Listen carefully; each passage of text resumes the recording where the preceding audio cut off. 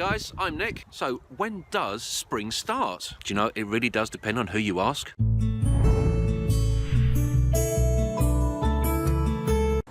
Well, this year there are 3 dates for the start of spring. Wait, what? 3? Are you kidding me? First up, Punxsutawney Phil.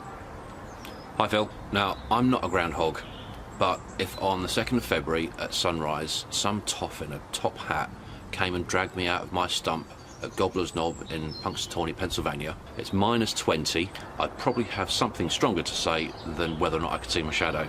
However, this year Phil saw his shadow and that meant 6 more weeks of winter, so according to Phil, he thinks spring will start on the 14th of March. Second, ask an astronomer like Patrick Moore.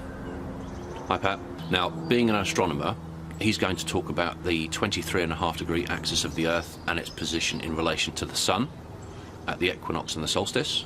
Plus you've got the changes in the orbit of the Earth around the Sun, the wobble of the Earth's axis, and all these factors mean that the date for the astronomical spring is going to change each year. So the spring equinox, the astronomical spring for this year, is 20th to the 21st of March. 3. Lastly, but by no means least, you want to ask a meteorologist like Michael Fish. Hi Michael.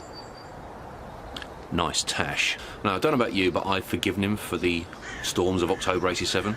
Now, what he's going to say is that the calendar year is broken up into 4 equal segments so that they, the weather people, can have tidy figures for comparisons on a historical basis for temperature and rainfall. So for the weather people and for us gardeners, that means that spring will always start on the 1st of March every year.